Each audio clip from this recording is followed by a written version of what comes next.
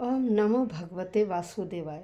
साधकों, हम श्रीमद् भगवद गीता के नवम अध्याय परम गूढ़ ज्ञान इस अध्याय के श्लोक संख्या 5 तक श्रवण कर चुके हैं और आज हम श्लोक संख्या 6 का श्रवण करेंगे। आपने 5 में श्रवण किया था कि भगवान अर्जुन से कहते हैं कि हे अर्जुन, ये सारा संसार मेरा ही अंश है। सारा संसार मेरा ही अंश है लेकिन मैं आपको इनके अंदर भाई जैसा मेरा स्वरूप है वो आपको वो मेरा स्वरूप इनके अंदर दिखाई नहीं देता, लेकिन ये सारी चीज़ें मेरा अंश हैं और मैं इनका अंश नहीं हूँ। ठीक है, तो श्लोक संख्या आज 6 का श्रवण करेंगे। 6 में क्या कह रहे हैं अर्जुन से कि हे अर्जुन देखिए, आकाश का ये हवा कहाँ रहती है? आकाश में। और जब यह चलती है तो हम लोग इसका अनुभव करते यह आकाश में ही रहती है और वहीं बाद में लीन हो जाती है। जब हमें दिखाई नहीं देती, हम अनुभव नहीं कर पाते कि हवा चल रही है या नहीं। कह रहे इसी तरह से क्या है, ये रे सारा संसार भी क्या है, मेरी सत्ता, मेरा अंश है। ये सारा संसार भी क्या है, मेरा अंश है और मुझ में ही यह मेरे से ही उत्पन्न होता है और अंत में मुझ में ही समा जाता है। मैं ही इसका पालक हूँ। ये सारी बातें श्री कृष्ण अर्जुन को उदाहरण के द्वारा समझा रहे हैं कि अर्जुन की समझ में आ जाए और वह फिर युद्ध के लिए तैयार हो सकें। अब देखिए क्या है श्लोक संख्या 6। यथाकाशा स्थितो नित्यं वायुः सर्वत्र गो महान् तथा सर्वाणि भूतानि मत्स्थानीत्युपधारय। अब शब्दशः अर्थ देखो, यथा का मतलब होता है जिस प्रकार से। आकाश स्थित, आकाश में स्थित, नित्यम प्रतिदिन, हमेशा, सदैव, वायु हवा भाई हमेशा आकाश में ही स्थित रहती है। सर्वत्र और चारों ओर गह जाती है, भी चारों तरफ बहती है। यह नहीं है कि यह एक ही दिशा में जाए। जितनी भी दिशाएं हैं 10 दिशाएं कह रहे हैं, 10 दिशाओं में यह बहती है। किसी भी दिशा में इसको रुकावट नहीं है।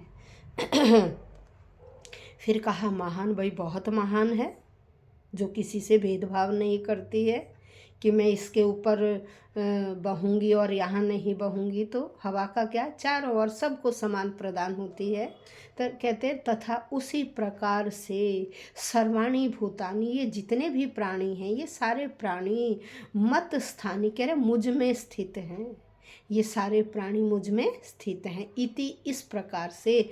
उपधारय का मतलब कहा कि समझो हे अर्जुन, जिस तरह से हवा आकाश में स्थित रहती है और चारों ओर बहती है, उसी प्रकार से यह संसार भी क्या है, मुझ में स्थित है। ये संसार भी मुझ में स्थित है। मैं ही इसे उत्पन्न करता हूँ, मैं ही इसका पालन पोषण करता हूँ और अंत में यह मुझ में ही लीन हो जाती है। इस प्रकार से आप समझिए। तो देखिए, साधारण व्यक्ति के लिए ये समझ पाना बहुत कठिन है। साधारण व्यक्ति तो 2 चीज़ें तो समझ जाता है कि भाई परमात्मा है और मैं हूँ, या ये संसार है। परमात्मा और संसार कि परमात्मा में मैं हूँ और संसार में परमात्मा है। लेकिन जब जीव परमात्मा, संसार, यह है, वह है, इसका, उसका, यह सब छोड़ देता है, ये सब चीज़ें उसे अच्छी तरह से समझ में आ जाती हैं कि यह न है इसका है, न उसका है, न मेरा है, न तेरा है। अंत में ये किसका है? उस भगवान का ही है। क्योंकि देखिए, आम आदमी भी क्या कहते हैं कि ईश्वर की आज्ञा के बिना पत्ता भी नहीं हिल सकता। तो क्या है, वह ईश्वर कण कण में समाया हुआ है। उसी के आदेश से, भाई जब उसका आदेश होता है, उसी के आदेश से सारी चीज़ें चलती हैं, कार्य होते हैं। लेकिन आदेश किसका रहता? उसका। और परिश्रम किसका? हमारा। भाई हम कोई भी कार्य करते हैं यदि हम हाथ पर हाथ रख के बैठे रहेंगे और सोचेंगे कि जब वो आदेश देगा तभी करेंगे, वो आदेश देता है, हमें बार बार चौकन्ना करता है, और हमारे अंदर ऐसी इच्छा शक्ति उत्पन्न होती है कि हम उस कार्य को करने लग जाते हैं। तो इस प्रकार से श्री कृष्ण भगवान अर्जुन को समझा रहे हैं कि देखिए, मैं पूरे संसार में व्याप्त हूँ और सारा संसार मुझ में व्याप्त है। भाई मैं व्याप्त हूँ और सारा संसार मुझ में व्याप्त है। ये संसार मेरा ही अंश है। केवल एक चीज़ है कि जो मेरा स्वरूप है ना, वो मेरा स्वरूप आपको इस संसार में उसी रूप में दिखाई नहीं देता है। इसलिए कुछ व्यक्ति मेरे इस स्वरूप को पहचान नहीं पाते हैं।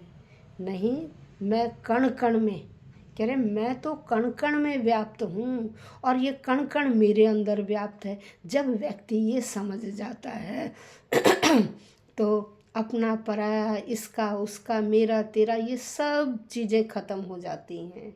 और जहाँ ये चीज़ें ख़त्म हो जाती हैं तब हम अपने आप ही समझ जाते हैं कि यह सब कुछ भगवान का ही है। ये सब कुछ भगवान का ही है। जो हमारी आत्मा है, देखिए आत्मा क्या, इस शरीर में इसका कंट्रोल कौन करता? आत्मा। सारे कार्य, देखिए शरीर तो हमारा एज इट इज़ है, आँख, नाक, कान, हाथ, पैर। जब तक ये आत्मा, ये प्राण, ये वायु है, ये हमारे अंदर, ये प्राण वायु है, ये उसी के आदेश से चलती है। जब ये प्राण वायु इस शरीर से निकल जाती है तो देखिए हाथ, पैर, आँख, नाक, शरीर तो हमारा एज इट इज़ है, लेकिन हम कुछ भी नहीं कर पाते। हम क्या, एक मिट्टी की तरह की, मिट्टी जहाँ पड़ी उसकी तरह पड़े रहते हैं। और धीरे धीरे इसमें से क्या है, इसमें से बदबू आनी शुरू हो जाती है।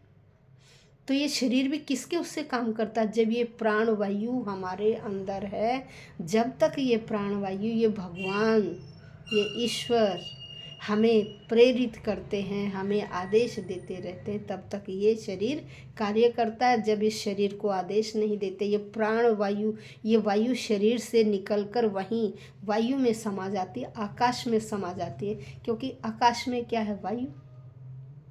आकाश में वायु। और ये हमारा, ये भी क्या है? ये प्राण वायु है। ये भी शरीर से निकल जाती है तो ये शरीर भी निर्जीव हो जाता है। फिर उसके भगवान के आदेश के अनुसार उस प्राण वायु को जैसा आदेश मिलता है वह उसी के अनुसार काम करती है। तो यहाँ इन्होंने ये परमात्मा और संसार का बिल्कुल स्पष्ट कर दिया श्री कृष्ण भगवान ने अर्जुन को कि देखिए, जैसे वायु आकाश में ही स्थित है और जब चलती है तो हमें अनुभव होता है, जब नीचे की तरफ आती है तो अनुभव होता है, फिर जब ये वापस ऊपर की तरफ चली जाती है उसी आकाश में लीन हो जाती है। इसी तरह से हमारा जो सत्ता है, ये सत्ता भी किससे, हमारे शरीर की सत्ता भी किसके अधीन है? उसी ईश्वर के अधीन है। तो यह बातें श्री कृष्ण अर्जुन को समझा रहे हैं।